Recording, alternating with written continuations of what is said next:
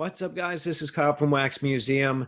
Hope everybody is doing well. As you can see here, I've got eBay pulled up, which usually if I've got eBay pulled up, it's going to be for one of two reasons. One, there's some type of fraud going on, or two, I'm showing you some type of a lot or an auction that I won.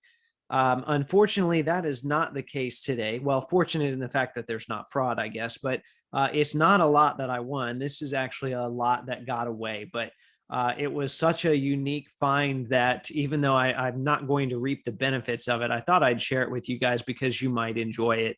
So a few weeks ago or a couple weeks ago, I was doing one of my usual very generic basketball and sports card searches. And, you just have to go through a lot of listings when you put in generic searches, but you do get, there's a lot better chance that something's slipping through that way. So I was going through and I saw this lot right here. And, the basketball cards were nothing to write home about, but there was something else in there that really stood out to me. And no, I'm not talking about that Lion King 10 in there, even though that was a little bit enticing. Actually, there probably is a little bit of value to that. But if you look closely here, you'll notice that this is a 1995 Fleer Metal Marvel inaugural box here.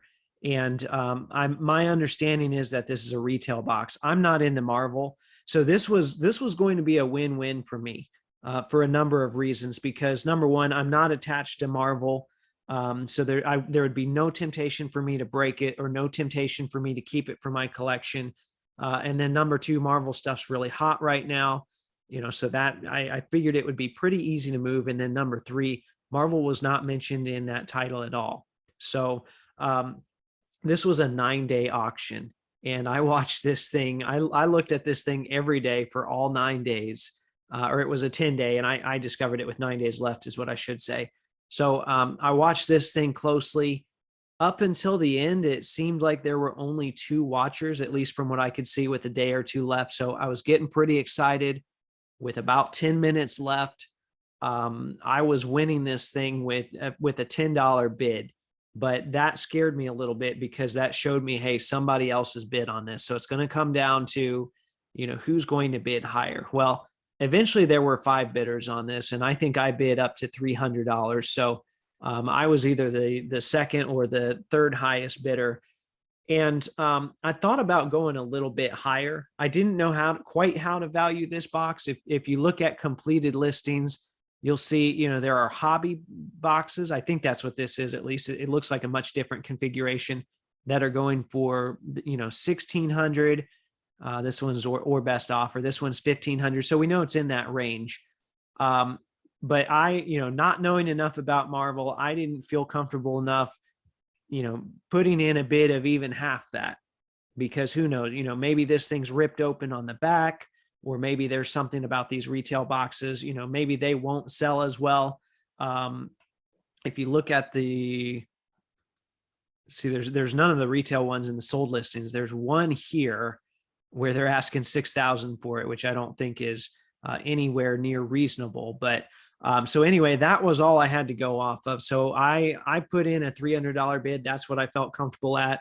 I feel like this is probably still a major steal for somebody. So maybe we'll see that box pop up again. It's not the one that's listed though, because the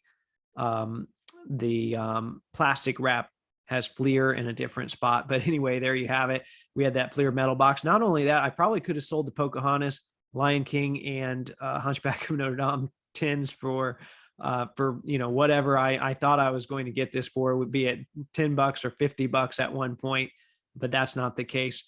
There's one more thing in here I want to show you.